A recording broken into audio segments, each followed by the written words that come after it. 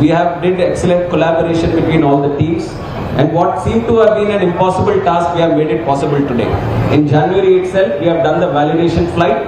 And the validation flight itself is an indication that all the serious works that are related to the airport operations are completed. Some interior works, some ATC related works, some additional external works are still pending, but that we are totally in line to complete it by May. And the vision is to inaugurate this airport through our Honorable Prime Minister, world's most popular leader, Narendra Modi ji. We want him to come here and inaugurate this airport, so that is the plan. And I'm very happy to share that the speed of construction or the kind of standards that we have maintained as this airport is going to cater for the aspirations and ambitions of this area. And this is a long pending project. And our vision is only not to provide additional connectivity through this project. Our vision is to expand this aero services network that we are creating in Bhogapuram by also giving MRO services, by also having additional aviation related services in the vicinity. And for this very aspect, the state government of Andhra Pradesh has catered 500 acres of land right next to the airport. You are seeing that how the number of aircrafts are going to increase in the country in the coming years. So when we have more aircrafts coming in, the stress on the MRO network is also going to increase. So we foresee that Visakhapatnam, this Bhogapuram airport, should be one of the major hubs for MRO network in the country also. On top of that, under the guidance of the IT and HRD Minister of State Government of Andhra Pradesh, Mr. Nara Lokesh Garu, and young and dynamic leader, he wanted us to create a edu-city around aviation, aerospace and defense, so that the talent pool that is required to drive these sectors in the future gets trained here, gets skilled here, gets educated here. And it is with the support of Mansa's Trust, headed by again Ashok Gajpati Raju Garu and now Aditi Gajpati Raju Garu. They have donated 136 acres of land for this edu-city, free of cost, to the cause of educating young people from this area. I would like to especially thank them also for providing that kind of support. It's a land which is worth thousands of crores of rupees, but they have donated it for a good cause here today, which adds up to the responsibility of us to bring in international universities. We are already looking at US, UK, Australia and other significant aviation developed countries to bring in the necessary expertise so that we can train our domestic youth not only to cater for local operations but also for international operations. So that is one vision that we have, that what you are seeing here today is not only for aircraft operations or connectivity to this region. We want to explore the MRO network here.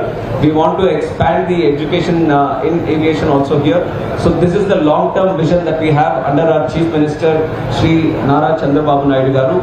And this, how it is going to develop, I would like to also take the example of Shamshabad Airport for Hyderabad.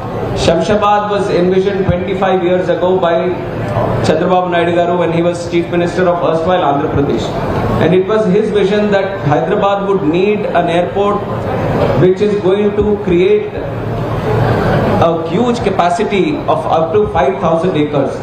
But nobody believed him at that time. When he said 5,000 acres, people were skeptical that why would an airport need 5,000 acres. But if you go now to the same Shamshabad airport, you would not find 1 acre of land to do any kind of activity. That is at the speed at which that area has grown today and the way industries have come around.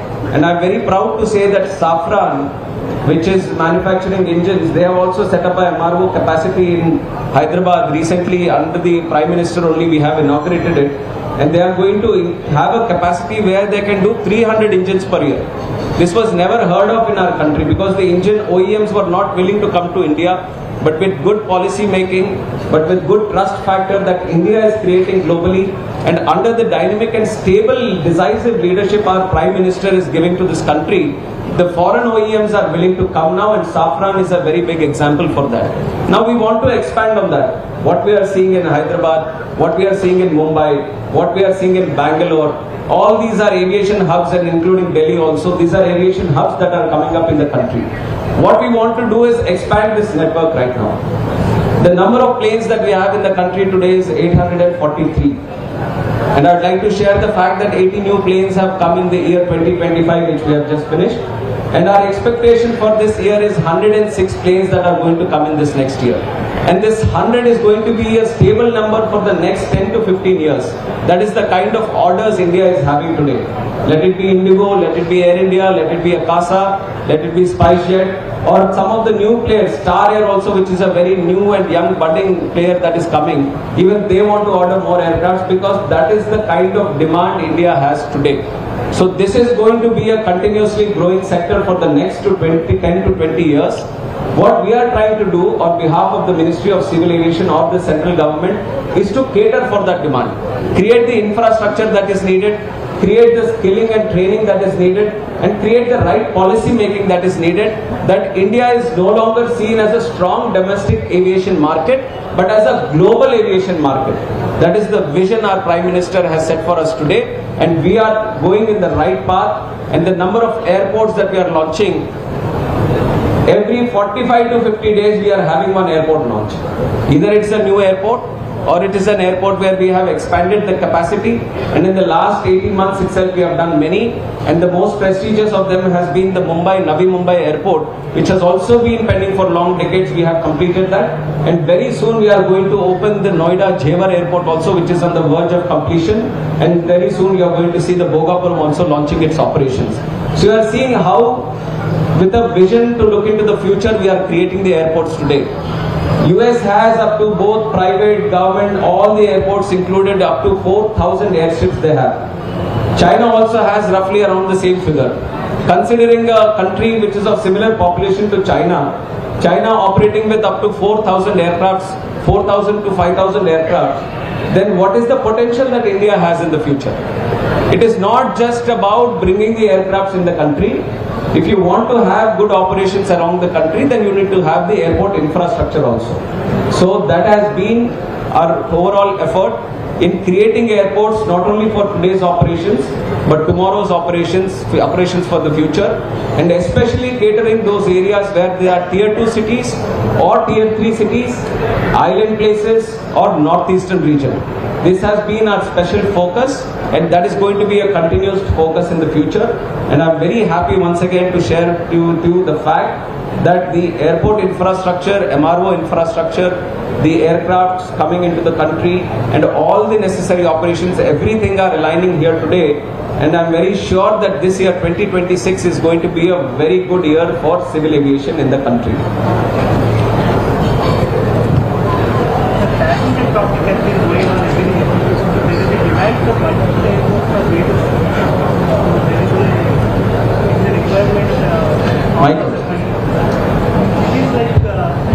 Cities like New York, London, they have multiple airports. So the demand is there even for India also. Will the government consider the demand? Because there is a cap on 150 radius rule will be there. Will it be removed in future? So it's a very valid question coming to the fact that our urbanization is growing at a very high pace. The population and the demand in the urban metro cities especially is growing in the aviation sector, and it is with that idea that Mumbai has opened its second airport, the Navi Mumbai airport, and already it is planning for a third airport. And if you look at Delhi, Jagan is there, which is already on the verge of completion. And there is Hindon Airport, which we have already opened in Ghaziabad, which is also catering for metro city. Chennai, there is one airport in the city, another airport in Parandur, the state government is planning there. Bangalore is also exploring the opening up of new airport. So all the cities today are exploring new airports, or all the completion of building new airports are operating with 2 airports. And that is exactly the effort from the civil aviation also, ministry also, that we need to push the states, especially these metro cities, into having these multiple airports, especially going into second airport also, so that the operations expand and the demand that is being generated there is catered. When it comes to the 150 kilometer radius policy, this is a policy through which we start building the airport. And once the capacity is saturated, the clause no longer holds. There is an opportunity for the state to cater for the second airport. So it is only up to the fact that the stability in operations in the first airport is catered for, and that we see for the stability and viability of the airport, it is an important clause. But it is not restricting anyone once the capacity has been saturated to stop building another airport.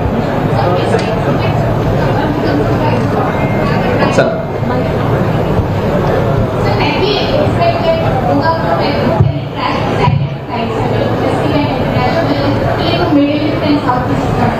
Yes, already if you look at the present Vizag airport, which is a civil enclave, we are sharing the airport with Navy operations. So from there we have to the Middle East, we are having a connectivity to Abu Dhabi. And we also have connectivity to Singapore. And now with the kind of standards that we are creating in Bhogapuram airport, there will be a lot of interest for the international airlines also to come here. Visakhapatnam is listed under the open sky policy for the country, which has 18 airports. Visakhapatnam is there, part of it. So it is much easier for the international airlines or the countries